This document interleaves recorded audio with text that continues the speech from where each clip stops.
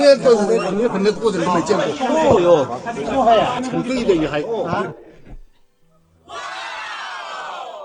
老兄，你这个话我就不好怎么是跟你讲了。这个东西啊叫鲁瓷啊，不是鲁窑。鲁瓷就是指什么？现代的。是啊。为什么？这个釉质就不对的，太薄了，釉质比老的釉质比这个厚。你看这个釉质火光杀气的，就不对吗？我没说你不对，瓷器都是真的，没有假的。但是呢，有新和老，这是现代的鲁瓷。我真的还有带的。就这个，这个还有什么话说？没法说了，这个也是鲁瓷老大，你老大，好吧，你老大。先看这事情吧。我告诉你一个很简单的道理，你看这个里边不是有开片吗？开片里边不是有家徽吗？为什么开片会家徽呢？如果东西是真的，它是使用才家徽的，对吧？使用的时候，家徽沉淀在这个底部，因为重力情况下。但是呢，内下外侧不受重力的情况下，全部出现家徽现象，一定是人为的，明白吗？品种都不错，但全是假的。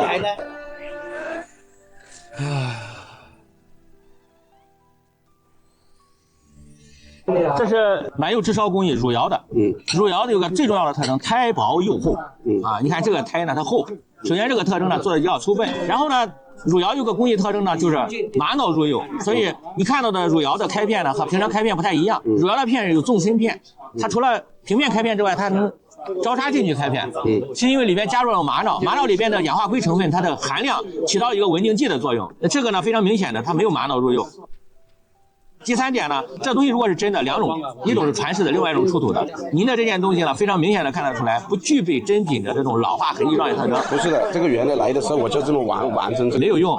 我跟你说，它除了特征、工艺、造型它都符合之外，更重要的，它是宫廷传下来的，还是在地下挖出来的？它这个特征一定要对才可以啊，所以它是综合的，不是一项两项来判断的。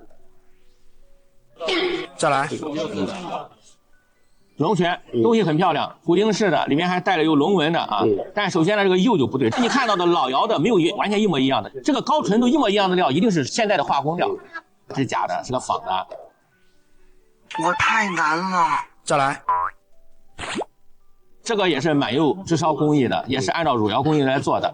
但是这除了釉不对之外，它旋纹产生的这种状态呢，它的精美度不够。所有的传世汝窑，包括标本在内，没有这样的，它会修得很光滑啊。这个仿的。李青老师好，又见面了。今天我带了一个这个来，你帮我看一下。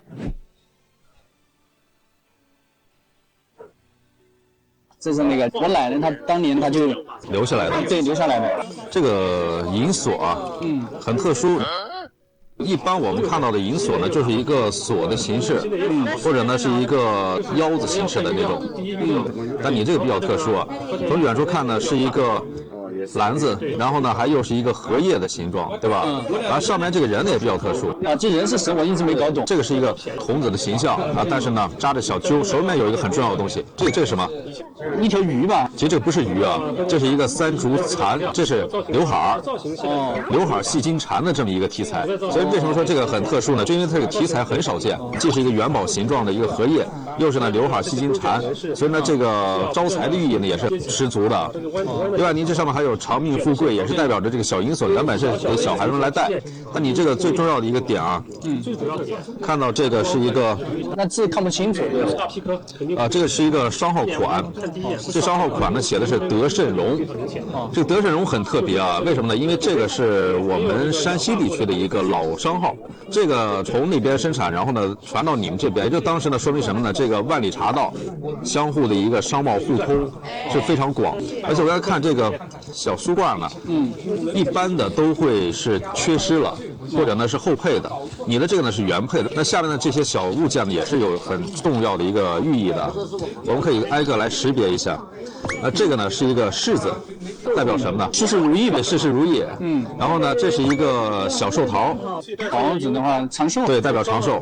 然后呢，这个是一个斗，是代表金银财宝嘛。对，代表着这个精打细算，然后呢日进斗深，然后还有这个就很特别了，这是一个小簸箕，而且呢还很精致，里边还有一个小笤帚，啊，这也是往家里少财的一个寓意。然后呢，这是2个葫芦，就是代表福禄的一个意思。然后再加上您的这个，我刚才看了一下，它上边的这个链子做的也非常的细致啊，并不是我们简单的一根银链，而是呢采用了很多的工艺啊。从仔细来看，是有3种的工艺的一种制式，所以这个是很精细的一件银锁。你看这个能到啥年代？是到清代吗？清代晚期。这个银子多少钱？整体状态这么完好啊，而且呢又这么有寓意的，应该是在1万多啊，1万2左右吧，比较合适。那恭喜你了，得到一个华宇之门的收藏证书。好的。老先生，你这是家传的吧？其实，在海选现场啊，我们见到藏友很多人说我的东西是家传的，但是我们都不相信，知道吧？我为什么说你这个东西是家传的？你这个东西有几大特点。第一呢，第一眼看到呢，它上面出现的很多特征不符合正常的收藏家收藏特征，你知道因啥吗？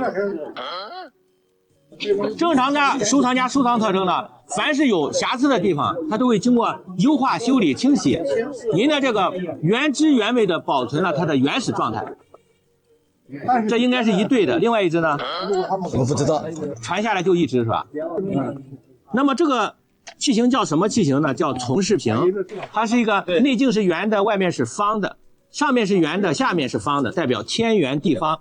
在古代玉器当中有一种玉器叫从，王字旁一个祖宗的宗啊，代表传承。哎，所以呢，这种玉器呢，从事的这种玉是祭祀天地时候的玉啊，黄从里地。那么这个瓶呢，这个釉呢叫季兰釉，这是一个大象衔一个环啊，代表吉祥的意思啊。落款呢是大清光绪年制，就是光绪年间的，干嘛用呢？供奉在祠堂家庙里边的。不好的呢，在传世的过程当中啊，因为不小心磕碰了很多处，比如说这个角磕破了，这个大象的耳朵的部位呢，啊有个磕破的，这些特征呢都符合传世真品的状态特征，就是伤口处的伤疤都是老的。